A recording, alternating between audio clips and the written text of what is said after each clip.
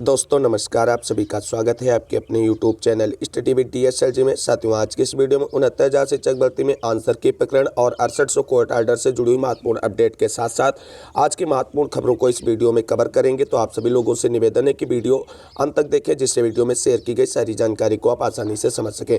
Video में आगे बढ़ने से पहले छोटी सी रिक्वेस्ट है कि प्लीज़ वीडियो को लाइक करें, दोस्तों में शेयर करें और चैनल को सब्सक्राइब करके बेल आइकन जरूर दबाएं आगे की लेटेस्ट अपडेट पाने के लिए।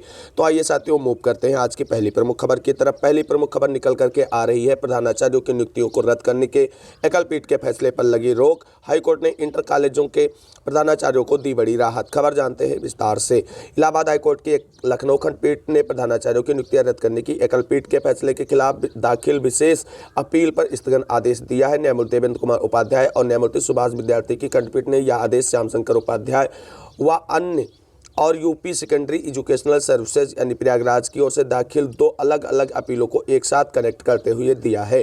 खंडपीठ ने प्रदेश भर के इंटर कॉलेजों और हाई स्कूलों में वर्ष 2013 के विज्ञापन संख्या 3 के क्रम में रद्द हुई प्रधानाचार्यों की नियुक्तियां रद्द करने के फैसले के खिलाफ यह स्थगन आदेश दिया है। वहीं खंडपीठ ने माना कि बड़ी संख्या में हो चुकी नियुक्तियां एकल पीठ के आदेश से प्रभावित होंगी। याचिकाकर्ता प्रधानाचार्य के पद पर दिसंबर 2022 से कार्य कर रहे हैं। कोर्ट ने आदेश में कहा कि अगली सुनवाई तक मामले में यथास्थिति कायम रखी जाए। अगली सुनवाई 4 सप्ताह बाद होगी। प्रधानाचार्यों की इस नियुक्ति प्रक्रिया के खिलाफ एकल पीठ में याचिका दाखिल की गई थी। इसमें कहा गया था कि चयन प्रक्रिया 9 वर्षों तक ठप रही और अचानक वर्ष 2022 में 1 माह के भीतर नियम दरकिनार कर पूरी कर दी गई। एकल पीठ ने 1 फरवरी 2023 के फैसले में कहा था कि विज्ञापन जारी करने के 9 वर्ष बाद की गई नियुक्तियां संविधान के अनुच्छेद 14 का उल्लंघन है। वर्ष 2014 के बाद जिन अभ्यर्थियों ने इन पदों के लिए योग्यता हासिल की, उनकी नियुक्तियों पर विचार करने से सिर्फ इसलिए वंचित कर दिया गया क्योंकि वो 9 वर्ष तक इस विज्ञापन के क्रम में नियुक्ति प्रक्रिया को आगे नहीं बढ़ाया गया था। कुल मिलाकर के आप सभी को बता दें, जो 2013 में विज्ञापन निकाला गया था प्रधानाचार्यों की नियुक्ति को लेकर के, उसको एकल पीठ के तरफ से निरस्त कर दिया गया था। वहीं आगे की सुनवाई पर अब कहीं ना कहीं हाईकोर्ट की तरफ से रोक लगा दी गई उस फैसले को लेकर के। इससे प्रधानाचार्यों को बड़ी राहत मिली है। अब मूव करते हैं अगली प्रमुख खबर की तरफ। एक और बड़ी खबर निकल करके आ रही है हाईकोर्ट से ही, जो यूपी SSSC से जुड़ी हुई महत्वपूर्ण अपडेट है। तो साथियों, चयनित से ज्यादा अंक फिर भी नियुक्ति नहीं, अधीनस्थ सेवा चयन आयोग से जवाब किया गया तलब। हाईकोर्ट के लखनऊ पीठ का आदेश, जवाब देने को 10 दिन की है मोहलत। हाईकोर्ट के लखनऊ पीठ ने उत्तर प्रदेश अधीनस्थ सेवा चयन आयोग के स्तर पर उद्यान एवं खाद्य प्रसंस्करण विभाग में पर्यवेक्षक पद पर चयनित अभ्यर्थी से ज्यादा अंक पाने वाले को नियुक्ति न किए जाने पर जवाब तलब किया गया। यह आदेश न्यायमूर्ति विवेक चौधरी की एकल पीठ ने देते हुए अधीनस्थ सेवा चयन आयोग को अपना जवाब दाखिल करने के लिए 10 दिन की मोहलत दी है। मनीष कुमार बनाम उत्तर प्रदेश सरकार के मामले में याचिकाकर्ता की तरफ से मौजूद अधिवक्ता दीपक सिंह ने कोर्ट को बताया कि याची ने वर्ष 2016 में उत्तर प्रदेश अधीनस्थ सेवा चयन आयोग की तरफ से निकाली गई भर्ती प्रक्रिया में उद्यान एवं खाद्य प्रसंस्करण विभाग के पर्यवेक्षक पद पर आवेदन किया था। इस पद की चयन प्रक्रिया दिसंबर 2021 में साक्षात्कार के साथ पूर्ण हुई। इसका अंतिम परिणाम जारी होने पर याचिका चयन अंतिम चयनित अभ्यर्थी से ज्यादा अंक होने के बावजूद नहीं हुआ। इस संबंध में चयन आयोग से कई बार जानकारी मांगी गई, लेकिन कोई सुनवाई नहीं हुई। विवश होकर याची ने न्याय पाने के लिए हाईकोर्ट में याचिका दाखिल की। हाईकोर्ट ने अपने आदेश में चयन आयोग को 10 दिन में जवाब दाखिल करते हुए यथास्थिति से अवगत कराने के लिए आदेशित करते हुए मामले की अगली सुनवाई 16 मार्च को तारीख तय कर दी है। तो ये थी यूपी SSSC को लेकर के हाईकोर्ट की तरफ से बड़ी अपडेट। अब देखना है हाईकोर्ट में इस मामले को लेकर के यूपी SSSC किस तरीके का रिटर्न हलफनामा सबमिट करेगा। तो अब मूव करते हैं अगली प्रमुख खबर की तरफ। आज की एक और अगली प्रमुख खबर है साथियों, जैसा कि आप सभी लोग जानते हैं, संपूर्ण देश में NPS और OPS यानी न्यू पेंशन स्कीम और ओल्ड पेंशन स्कीम को लेकर के वार छिड़ा हुआ। उसी क्रम में आपको बता दें, उत्तर प्रदेश में भी पुरानी पेंशन स्कीम को लेकर के बड़ी अपडेट निकलकर सामने आ रही है।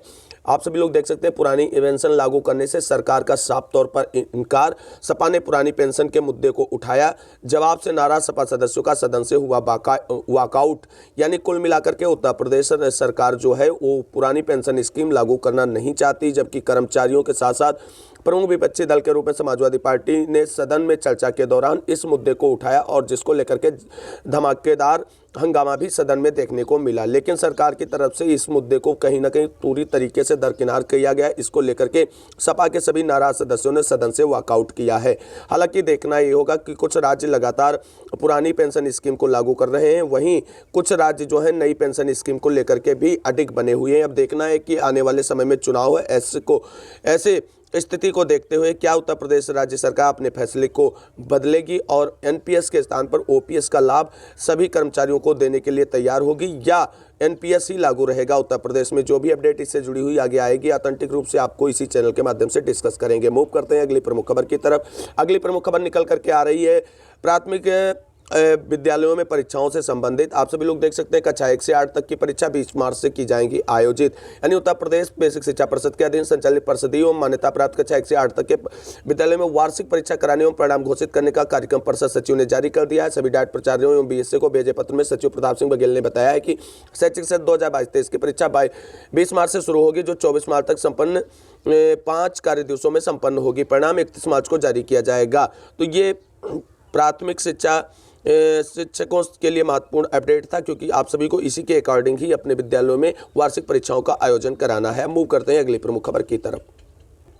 अगली प्रमुख खबर निकल करके आ रही है, वो निकल करके अग्निपथ भर्ती योजना से निकल कर आ रही है और वहां पर बड़ा आदेश कोर्ट की तरफ से जारी किया गया है। अग्निपथ भर्ती को लेकर के क्या है खबर, जानते हैं विस्तार से। अग्निपथ योजना वैध है या राष्ट्रहित में, इससे सेना बनेगी ज्यादा सक्षम, हाई कोर्ट। क्या है खबर, जान लेते हैं विस्तार से। दिल्ली हाईकोर्ट ने सेना में भर्ती के लिए केंद्र सरकार की अग्निपथ योजना को वैध करार दिया। इसे चुनौती देने वाली सभी 23 याचिकाएं खारिज करते हुए कोर्ट ने कहा, राष्ट्रहित में बनी यह योजना सेना को ज्यादा सक्षम बनाती है, हमें इसमें हस्तक्षेप की कोई वजह नजर नहीं आती। हाईकोर्ट ने पूर्व में जारी विज्ञापनों के तहत सशस्त्र सेनाओं में हो रही भर्ती प्रक्रिया को लेकर दायर याचिकाएं भी खारिज कर दी। कहा कि अभ्यर्थी भर्ती का अधिकार नहीं मांग सकते हैं। हाईकोर्ट के मुख्य न्यायाधीश जस्टिस सतीश चंद्र शर्मा और जस्टिस सुब्रमण्यम प्रसाद ने सोमवार को पक्षकारों और केंद्र को सुनने के बाद 15 दिसंबर को अपना निर्णय सुरक्षित रखा था। इस मामले में केरल, पंजाब, हरियाणा, पटना, उत्तराखंड से हाईकोर्ट में कई याचिकाएं दायर हुई थी। सुप्रीम कोर्ट ने उन्हें दिल्ली हाईकोर्ट स्थानांतरित करने या उच्च अदालत का निर्णय आने तक लंबित रखने का आदेश दिया था। तो साथियों, कहीं ना कहीं हाई कोर्ट ने जो है पूरी तरीके से अग्निवीर योजना जो चालू की गई, यानी अग्निपथ योजना, वो कहीं ना पूरी तरीके से वैध है। कोर्ट ने कहा जिन्हें समस्या है अग्निपथ में शामिल ना हो। हाई कोर्ट ने याचिकाकर्ताओं से सवाल किया कि इसकी वजह से उनके किन अधिकारों का हनन हो रहा है, या स्वैच्छिक योजना है।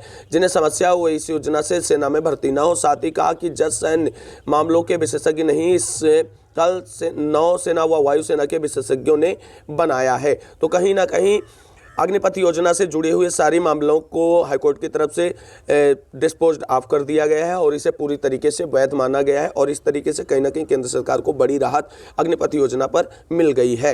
अब मूव करते हैं आज की अगली प्रमुख खबर की तरफ।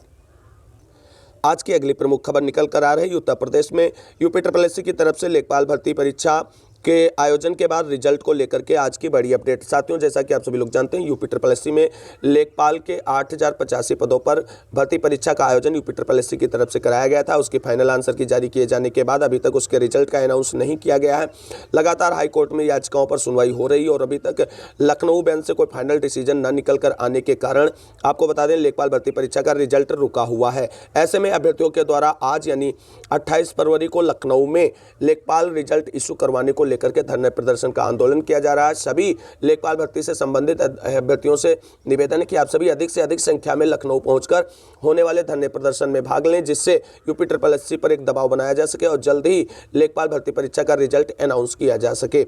अब देखना है कि आज के धरने प्रदर्शन में कितनी सफलता मिलती है अभ्यर्थियों को, क्या उनको रिजल्ट के लिए जो यूपीएससी पे दबाव बनाकर जल्द रिजल्ट अनाउंस कराने की कोई डेट निश्चित की जा सकती है या कोर्ट में मामला है उसके अधीन ही रखा जाएगा। जो भी अपडेट इससे जुड़ा हुआ आगे आएगा आप सभी को इसी चैनल के माध्यम से डिस्कस करेंगे। अब बात करते हैं 12,460 शिक्षक भर्ती से जुड़ी हुई महत्वपूर्ण अपडेट के बारे में।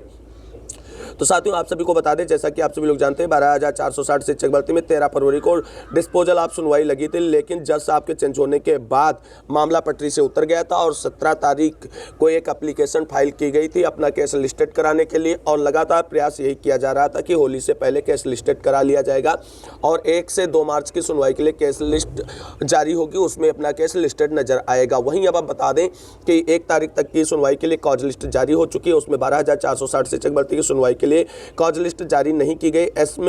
ऐसे में इससे जुड़े हुए सभी अभ्यर्थी बहुत परेशान है और लगातार अगुवाकारों से कहीं ना कहीं नाराज हो दिखे हैं और उनकी मांग की है कि आपने जब आश्वासन दिया था कि 1 मार्च की सुनवाई के लिए कॉज लिस्ट जो जारी होगी उसमें 12,460 शिक्षक भर्ती की केस स्टेटस और कॉज लिस्ट जारी हो जाएगी और ऐसे में अगर कॉज लिस्ट जारी नहीं हुई 1 तारीख की सुनवाई में 12,460 शिक्षक भर्ती, इसका मतलब ये है कि हमारा मामला अभी लिस्टेड नहीं हुआ है और कब लिस्टेड होगा, इन सभी मुद्दों को लेकर के लगातार नाराजगी अभ्यर्थियों में बनी हुई है। अब देखना है कि अगवाकारों की तरफ से लगातार प्रयास किया जा रहा है केस लिस्टेड कराने के लिए। 12,460 शिक्षक भर्ती में कब केस स्टेटस जारी होगा, केस लिस्ट होगा, कॉज लिस्ट जैसे ही इसकी जारी होती कोर्ट की तरफ से आप सभी को इसी चैनल के माध्यम से डिस्कस करेंगे। काफ़ी लंबा समय बिता दिया है इससे जुड़े हुए अभ्यर्थियों ने, लेकिन अभी तक उनको न्याय नहीं मिल पाया है। अब उम्मीद की जा रही है कि आगे आने वाले समय में 12,460 शिक्षक भर्ती का मुद्दा कोर्ट से ही सॉर्ट आउट होगा और इसकी उम्मीद जल्द की जा रही है, लेकिन कुछ मामलों को लेकर के इसमें अड़चनें बनी हुई हैं जिसके निस्तारण को लेकर के समय लग रहा है। हालांकि उम्मीद है कि 12,460 शिक्षक भर्ती की मानसिक प्रताड़ना से पीड़ित सभी अभ्यर्थियों को जल्द नियुक्ति मिलने वाली है और उनको न्याय मिलेगा कोर्ट की तरफ से। जो भी अपडेट इससे जुड़ी हुई होगी चैनल के माध्यम से आप सभी को शेयर करते रहेंगे। अब बात कर लेते हैं 69,000 शिक्षक भर्ती में आंसर के प्रकरण से जुड़ी हुई महत्वपूर्ण अपडेट के बारे में। साथियों आप सभी को बता दें 69,000 शिक्षक भर्ती में आंसर के प्रकरण से जुड़े हुए सारे अभ्यर्थी जो हैं उनकी तरफ से पीएनपी पर कल लंबा धरना प्रदर्शन का आयोजन किया गया और पीएनपी सचिव से मुलाकात की गई। आप सभी को बता दें पीएनपी की तरफ से प्रत्यावेदनों की जांच करने के बाद लगभग 3200 से प्रत्यावेदन जो प्राप्त हुए थे पीएनपी को, उसमें से 600 प्लस के समथिंग ही योग्य अभ्यर्थियों का चुनाव पीएनपी की तरफ से किया गया है जो आंसर के प्रकरण में लाभ पाने वाले अभ्यर्थियों की श्रेणी में आते हैं। हालांकि बात कर लेते हैं कल के धरना प्रदर्शन और पीएनपी सचिव से मुलाकात को लेकर के फिर क्या अपडेट निकल कर आई है आंसर के प्रकरण की नियुक्ति प्रक्रिया और कटाव पे डिसीजन को लेकर के। तो देखते हैं 69,000 शिक्षक भर्ती आंसर के प्रकरण से जुड़ी हुई महत्वपूर्ण अपडेट। आप सभी लोग इस खबर को देख सकते हैं कि एक अंक देकर नियुक्ति के लिए अभ्यर्थियों ने दिया धरना। 69,000 भर्ती में कोर्ट के आदेश की अवमानना पर अभ्यर्थियों में नाराजगी। खबर समझते हैं विस्तार से। परिषदीय प्राइमरी विद्यालयों में 69,000 शिक्षक भर्ती के एक अंक विवाद मामले से प्रभावित सैकड़ों अभ्यर्थियों ने सोमवार को उत्तर प्रदेश परीक्षा नियामक प्राधिकारी यानी पीएनपी कार्यालय के सामने धरना प्रदर्शन किया। उनकी मांग है कि 25 अगस्त 2021 तक हाईकोर्ट में याचिका लगाने वाले एक अंक से मेरिट सूची से वंचित याचिकों को एक अंक देकर जल्दी नियुक्ति प्रक्रिया पूरी की जाए। धरना दे रहे याची अभ्यर्थियों में दुर्गेश शुक्ला, राम मिश्र, रोहित शुक्ल, प्रसून दीक्षित ने बताया कि इस भर्ती परीक्षा में परिभाषा से जुड़े एक प्रश्न के चारों उत्तरों को गलत बताते हुए एक अंक दिए जाने की उनकी मांग की गई थी। इसके लिए हाई कोर्ट में याचिका लगाई गई थी। हाई कोर्ट ने 25 अगस्त 2021 को आदेश दिया था कि परिभाषा वाले प्रश्न पर एक अंक देते हुए मेरिट में आ रहे याची अभ्यर्थियों की मेरिट सूची में शामिल किया जाए। इसके खिलाफ सरकार की ओर से सुप्रीम कोर्ट में अपील दाखिल की गई थी जो कि करीब 4 माह पहले खारिज हो गई। इसके बाद पीएनपी सचिव अनिल भूषण चतुर्वेदी ने 25 अगस्त 2021 तक के याची अभ्यर्थियों से ऑनलाइन आवेदन मांगे, लेकिन 1 महीने बाद भी प्रक्रिया पूरी नहीं हुई। इससे नाराज अभ्यर्थियों ने जल्द प्रक्रिया पूरी कर नियुक्ति किए जाने की मांग को लेकर के धरना प्रदर्शन शुरू किया। सोमवार को दिन भर धरने के दौरान अधिकारियों की ओर से इस मामले में कोई जानकारी नहीं दी गई है। वहीं आपको बता दें आज भी लगातार धरना प्रदर्शन जारी रहने की उम्मीद है और उम्मीद यही जताई जा रही है कि आज पीएनपी की तरफ से अधिकारियों की तरफ से कोई बड़ी अपडेट निकलकर आंसर के प्रकरण वाले अभ्यर्थियों की नियुक्ति प्रक्रिया को लेकर के आ सकता है। साथियों एक बार आपको सभी को और बता दें जो आप सभी लोगों ने देखा था कि ज्येष्ठता सूची जो जारी की जानी थी बेसिक शिक्षा विभाग की तरफ से एनआईसी के पोर्टल पर, उसको लेकर के पहले 20 फरवरी की डेट निर्धारित थी, अब उसे एक बार बढ़ाया गया था और 27 फरवरी डेट निर्धारित की गई, लेकिन एक बार पुनः ज्येष्ठता सूची की तिथि बढ़ा दी गई है जिससे बेसिक शिक्षकों में काफ़ी नाराजगी है। बेसिक शिक्षा परिषद के जूनियर विद्यालयों में कार्यरत शिक्षकों की ज्येष्ठता सूची तैयार करने में देरी कर उनकी पदोन्नति को लटकाया जा रहा है। बेसिक शिक्षा परिषद सचिव प्रताप सिंह बघेल ने ज्येष्ठता सूची तैयार करने की तिथि एक बार फिर बढ़ाकर 6 मार्च कर दी है। इसका उत्तर प्रदेश बीटीसी शिक्षक संघ ने विरोध किया। परिषद सचिव ने कहा कि 27 फरवरी तक पदोन्नति के लिए अंतिम ज्येष्ठता सूची तैयार कर राष्ट्रीय सूचना विज्ञान केंद्र एनआईसी उत्तर प्रदेश लखनऊ के पोर्टल पर प्रकाशित किया जाना था। कुछ जनपदों ने इसे तैयार नहीं किया, इस कारण तिथि बढ़ाई जा रही है। तो अंतिम ज्येष्ठता सूची जो थी उसे एक बार कहीं ना कहीं अपलोड करने के लिए डेट और बढ़ा दी गई है, यानी अब 6 मार्च इसकी अंतिम तिथि है। अब देखना है क्या 6 मार्च से पहले सारी प्रक्रिया पूरी होकर के अंतिम ज्येष्ठता सूची अपलोड की जाएगी एनआईसी के पोर्टल पर या एक बार पुनः डेट बढ़ती मिलेगी।